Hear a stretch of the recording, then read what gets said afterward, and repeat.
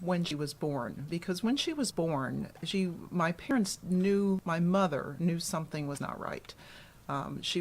Bridget is the youngest of three, and so my mother had two normal children, for whatever normal is these days. And Bridget just wasn't normal from the get-go. My mother had to teach her how to nurse. She just didn't have that sucking instinct.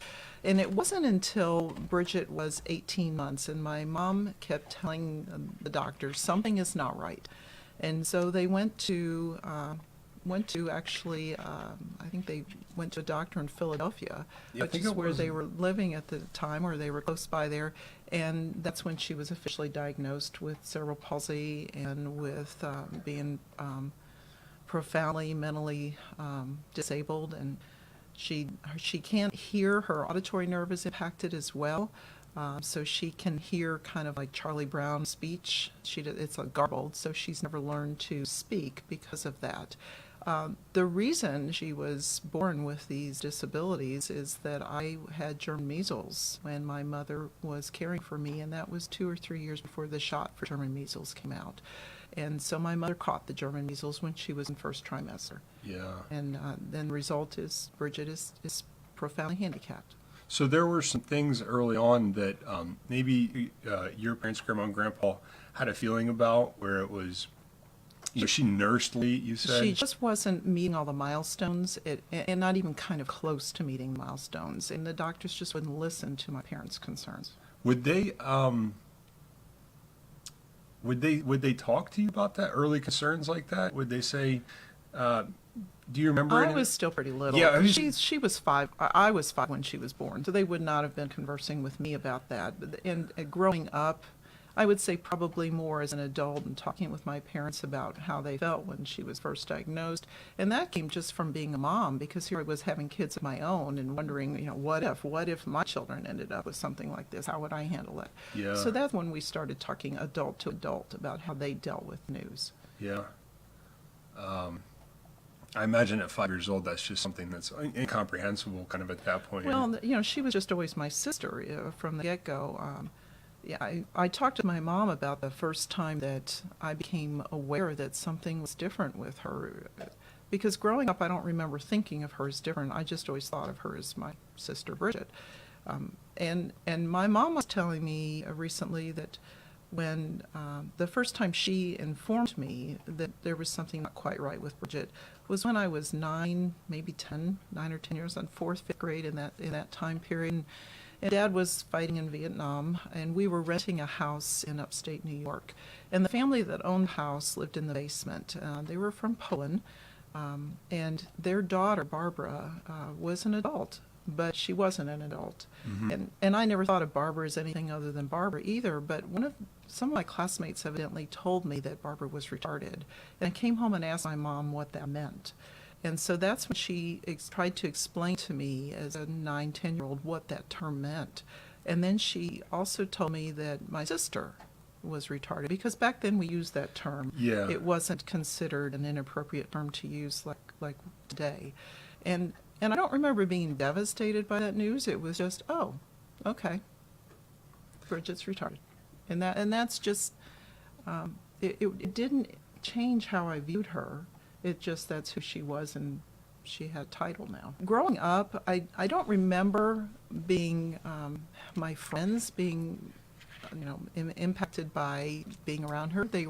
If you were going to be in my life, you were going to see my sister. I didn't try and hide her, because I didn't see any reason to hide her. She was part of who I was, part of the family. So, my friends, even to this day, here I am almost 60, and they still ask about her when we communicate either by Facebook or in person or phone or what have you. How's your sister Bridget doing? So she's just always been part of me. Some uncomfortable situations, but you didn't experience that.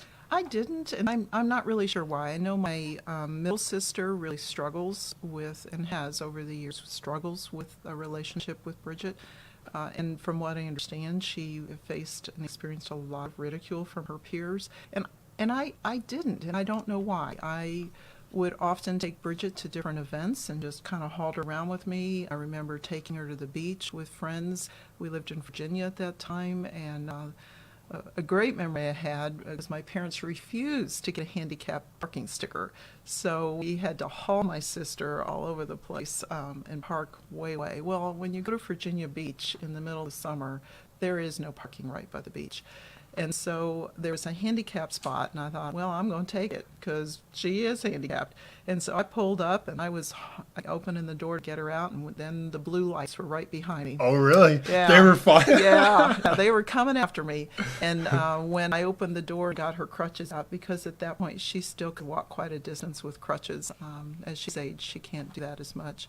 And so when the police officer saw me get my sister out, he said, "Have a good day, ma'am." And we did. I just would take her places because she enjoyed it so much. And Always sticking up for your sister. well, and that, it's one thing to disagree with family members. It's another thing when someone outside the family attacks the family. Yeah. And that's when standing up for each other is really important. And I remember taking Bridget trick-or-treating and in the neighborhood that we were in Virginia, and just enjoying that and having her enjoy being out in the community. And then I got to trick-or-treat longer than most people, too. Yeah. I had to dress up to be with my younger sister. So That's that was funny. fun. An excuse to go get candy. Oh, you asked me how other siblings might not have ventured as well with a handicapped sibling. Mm-hmm. And I think that has a lot to do with how my parents reared the family. And just we were expected to go on and live our lives just like any other family. You wouldn't have been held back because of what your brothers were doing. And my parents did not make me feel guilty for being involved in all the different activities I was involved in, or going out on dates or what have you. I was expected to help at home, but I wasn't pressured to stop living my life. And I think that's critical to avoid siblings feeling negative toward a handicapped sibling, that they be allowed to live who they are and still be involved in the family and still have family expectations as well. That's just part of being family. So kudos to my parents for not holding me back. I think having a sister with the types of disabilities that Bridget had, pretty involved disabilities, that took a lot of my parents' time, especially my mom's time. It helped me be a more caring person. It helped me be a more independent person. I did feel slighted in any means, but it helped form who I am. I think had I not had a sister like Bridget, I don't even think, I know if I'd not had a sister like Bridget, I would not have been volunteering in the field. It wouldn't even have been a consideration because it wouldn't have been discussed. And so having had her in my life, it's made me a better person in the long run and has certainly guided the paths that I've chosen in life.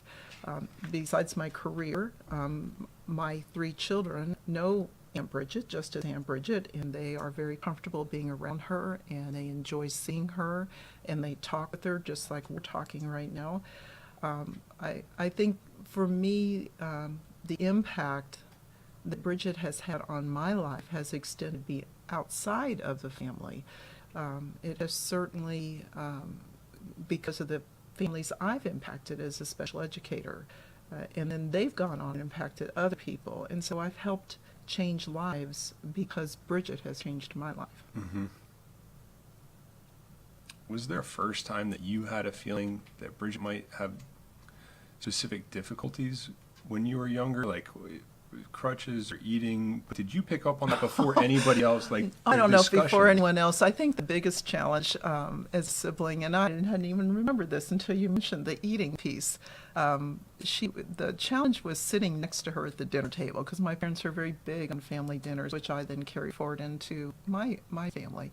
And so if you sat next to Bridget, you had to guard your plate because Bridget didn't know how to ask for more food. And so she would finish what she had on her plate. She would just reach over and take it off her plate. So that was something that I grew up guarding my plate. So that would probably be the biggest thing I thought about. Certainly walking with crutches and the therapy she did. I don't know that I didn't see it as different. It was just Bridget. Yeah, it was like it's just your sister, and Yeah. that's how she is. Yeah, and she was just as bratty as my other sister. She would come in my room and take my stuff, and she knew she wasn't supposed to be in there. So things that my parents did before they moved to Illinois. I was a senior in high school, and they kept her at home. My great aunt, who I'm named after, lived with us from the time my dad went to Vietnam, so I was 9, 10, until I was a senior in high school when they decided to place her in an institution for the first time. And so that was really difficult. I remember as a 17-year-old, my parents grappling with that decision and many tears, and realizing they could not provide the supports that she needed. So they put her in an institution in Virginia at that time. And I remember telling my mom, and this is before I knew I was even going in the field, but I was volunteering in the field, and telling her, it's okay, you're putting her with people who are specialized in this field to help her out. And it was a great resource for her because she received such strong interventions. It was the first time at the age of 12 that she was taught to eat something other than baby food, because she didn't have the strength in her jaws, and that's where that therapy comes into play, to even eat solid food. So my mother was making baby food for 12 years because Gerber just wasn't something you went out and bought readily at that time. It was the first time that Bridget was taught to be potty trained, and she was potty trained for a short period of time. Up till then, my poor mother had cloth diapers through 12 years of my sister's That's a life. lot of laundry. That's a lot of laundry. Yeah, so it was a good move Yeah. for Bridget at that time, but it was a very difficult decision for my parents to make. And then they moved to Illinois and had to start all over with her care, and that's when she ended up going into the high school setting before they put her in another institution. I know there's a lot of controversy surrounding institutions, and there are no more institutions in Alabama. No. And Bridget was at one in Partlow, but that I know families that I've talked to. Some say that the things that some institutions were able to provide, like that one-on-one basis, especially when it wasn't so readily adopted by the education system, were really the only resources. Because not every family is equipped for that next step in their son or daughter's development. If they they don't have that experience. So there's a lot of controversy surrounding that. It is, and one of the things we were fortunate is that my great aunt lived with us, because otherwise my parents would not have been able to have afforded to send me to college and my sister to college, because they both had work. And so that allowed my mom and my father to work after my dad retired from the military.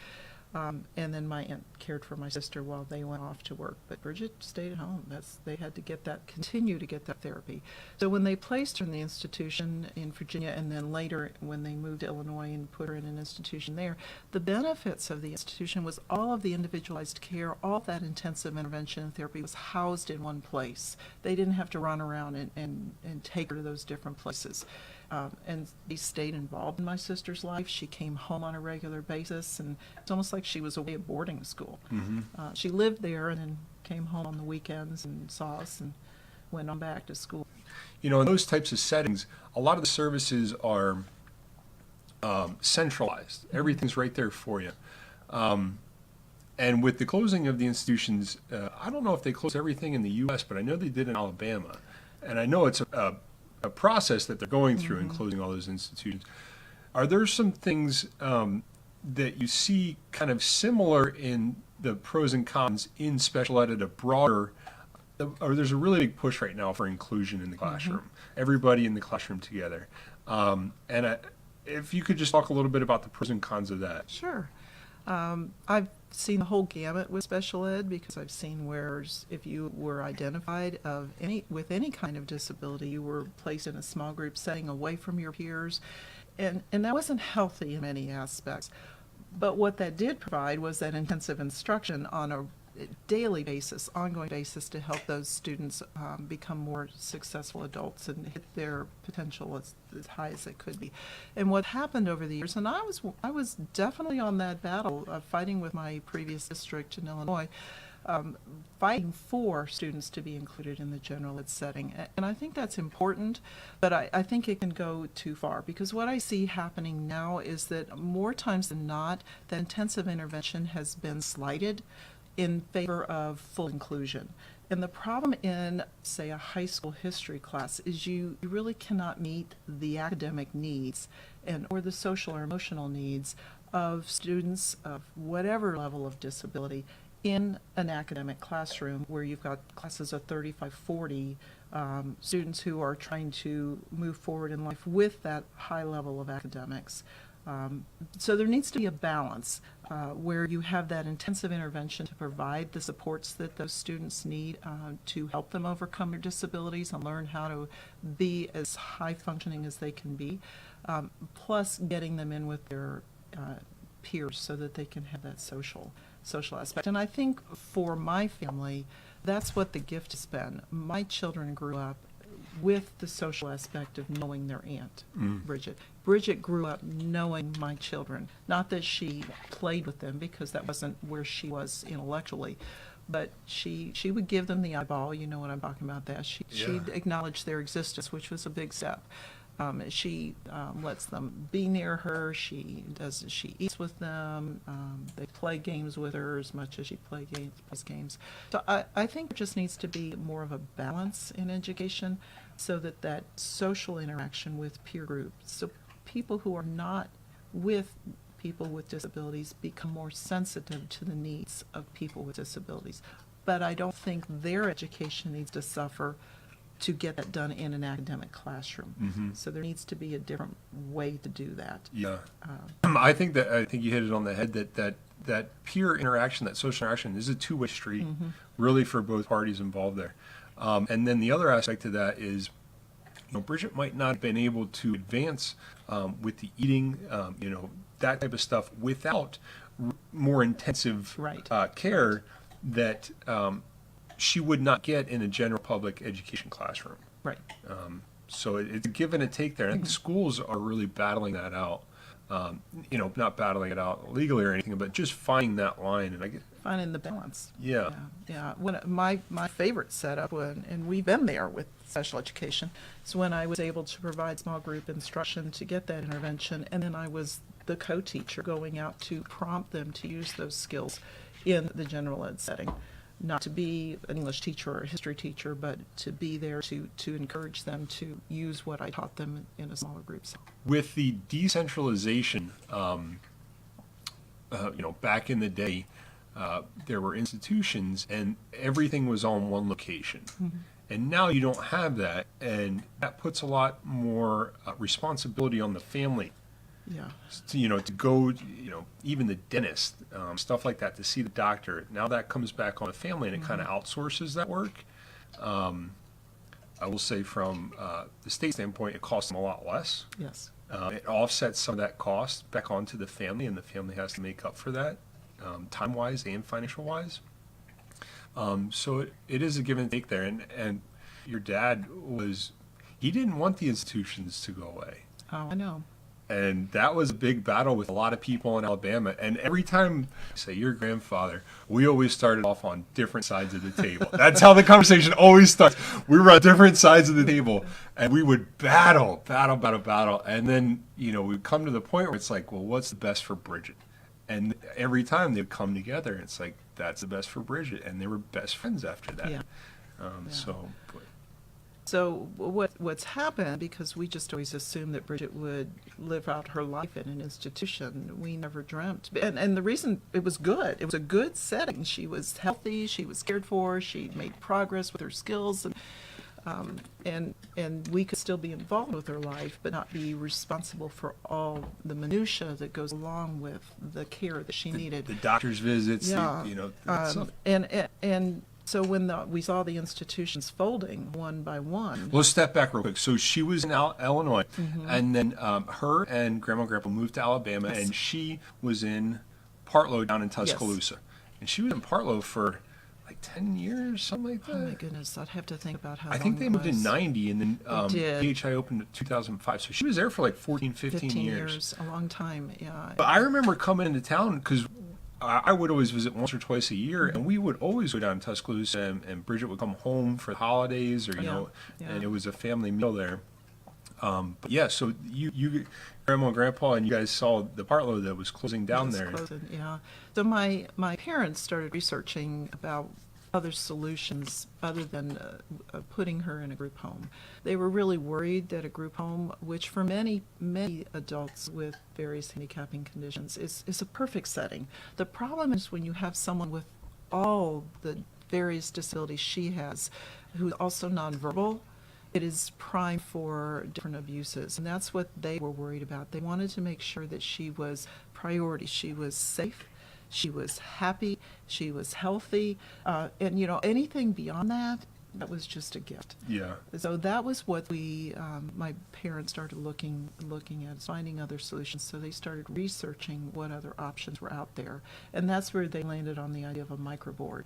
And when they started talking to me about it, this isn't my area of expertise because I deal with a lot higher functioning students with disabilities.